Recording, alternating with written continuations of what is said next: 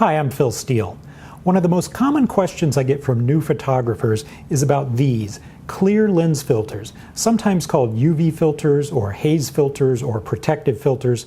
Should you put one of these on your lens, or is it just a nuisance that might detract from the quality of your photos? That's the question we're going to answer in today's video.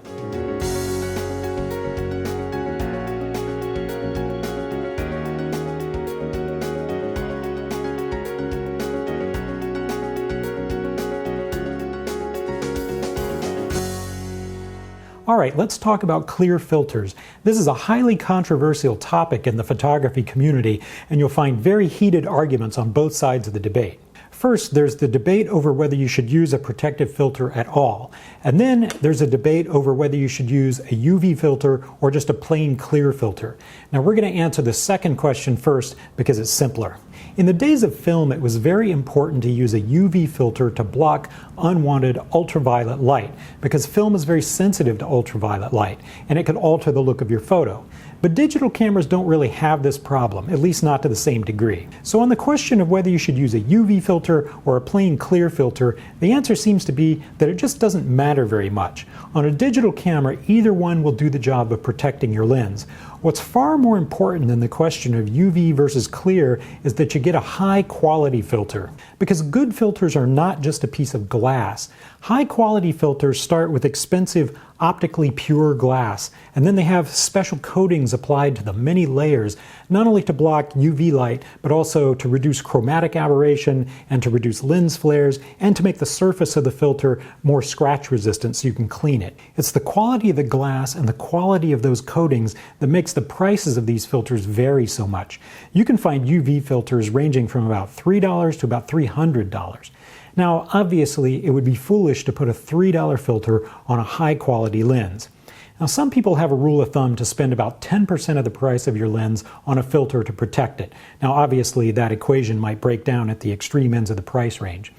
Typically, the filters that I use cost between $30 and $100, and I'm using them to protect lenses that cost between a few hundred and a few $1,000s. So on the question of clear versus UV, the answer seems to be it just doesn't matter that much as long as you get a high quality filter.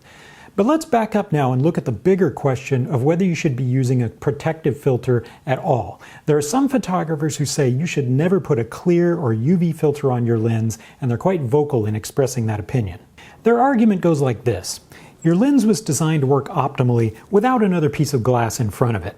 And by adding a piece of glass to the front, you're only going to reduce the optical quality of your lens, even if it's just by a small amount, and therefore reduce the quality of your photos, and that is unacceptable. Now, on the other hand, the argument in favor of filters says a high-quality filter is not going to make a noticeable or significant difference in the quality of your photos. That's why you spend the money to get a good quality filter. But it will make a huge difference in protecting the front of your expensive lens and possibly saving you hundreds or thousands of dollars if you scratch or damage the front of that expensive lens. And therefore, this trade-off is worth it.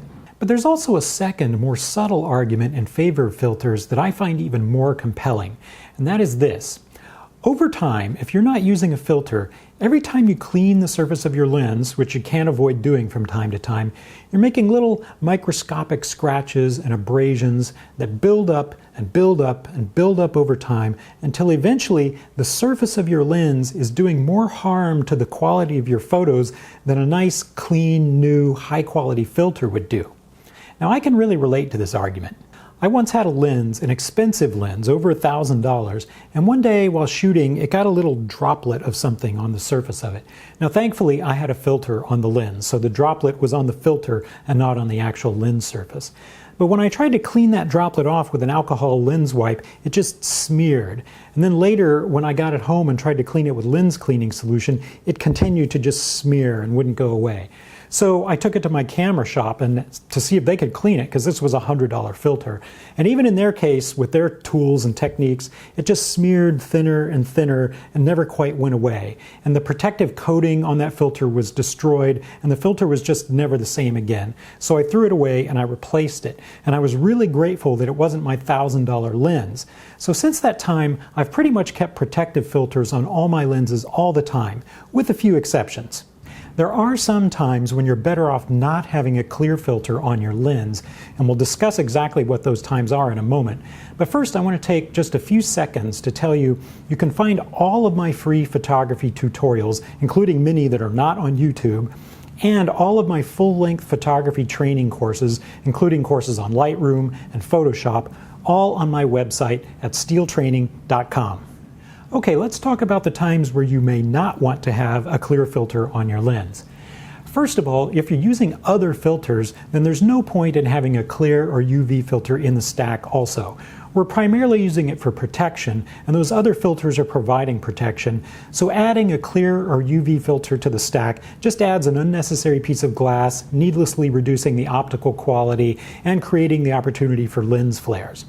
Also, depending on the lens, if you have a thick stack of filters, it may actually cause some vignetting, darkening at the corners of your photos if that stack sticks out too far. So if you're using other filters, you can leave the clear protective filter out of the stack. Another case where you may want to lose the filter is if you're shooting toward the sun or toward bright lights and the filter is causing a lens flare that you find undesirable. And finally, if you're taking the shot of a lifetime or making a carefully composed art photo, then you may want to take the filter off. But for me, most of the time, I'm not shooting art. I mostly shoot events. I'm typically working around people who have fingers and elbows and food and drinks, and in those circumstances, I'm far less concerned about a hypothetical 1% decrease in my image quality than I am about protecting the front of my lens from getting smeared or damaged. And of course, I started as a photographer at the Burning Man Festival, and you better believe out there I used a filter on my lens because I was often literally shooting in dust storms. And even here at home in San Diego, I'm often shooting photos near the beach where there's a fine, invisible saltwater mist in the air. I sure don't want that on the front of my lens. So in circumstances like these, it seems crazy not to use a protective filter. On the other hand, if I were shooting a beautiful landscape photo in clear, dust-free air, and my camera is safely locked down on the tripod where it's not likely to get banged or splattered or anything, then I see no need to have a protective filter on there in those circumstances, possibly reducing the quality, and so I might just take it off. Likewise, if I was doing some astrophotography at night, shooting the Milky Way, and I want to get every photon that I can get, and I want to reduce the chance of glare from stray lights, then I might take the filter off under those circumstances and get the cleanest shot that I can get. To me, this seems like the obvious no-brainer solution, combining the best of both schools of thought. So when I get a new lens, I immediately put a filter on it so that that lens surface remains virgin and uncorrupted for all time. But on special occasions, for very important photos, I'll temporarily take the filter off for maximum quality. Best of both worlds. But the very fact that this solution is not obvious to everyone, and that there remains a heated debate among photographers over filter versus no filter, makes me think that there's something deeper going on here. There's a concept in psychology called negativity bias. It turns out we've been hardwired by evolution in such a way that the pain of a loss is much larger than the happiness we would get from an equivalent gain. For example, experiments have shown that losing $100 is about twice as painful as the pleasure we would get from winning $100. We're really wired to avoid risk. And this makes sense given how we evolved. I mean, we had to be super cautious and risk-averse just to stay alive. But it doesn't always serve us well now to have this lopsided risk-reward ratio in our brains. So I think the answer to the UV filter question really comes down to this. How much are you personally affected by negativity bias? If you're anything like me, I know the pain of potentially scratching my $1,000 lens is much larger than the amount of satisfaction I would get from knowing I had that extra little increment of optical clarity in my photos. I'm a fairly risk-averse person by nature, and I know that about myself. On the other hand, maybe you're the kind of person who gets more satisfaction out of knowing that you got every last drop of clarity in every single photo. And if you occasionally have to replace a lens in pursuit of that perfection, then you're fine with that. Only you can know the answer to this, and that may be the ultimate bottom line in your decision of whether to use a protective filter or not. I hope you found this helpful, and I look forward to talking to you again soon.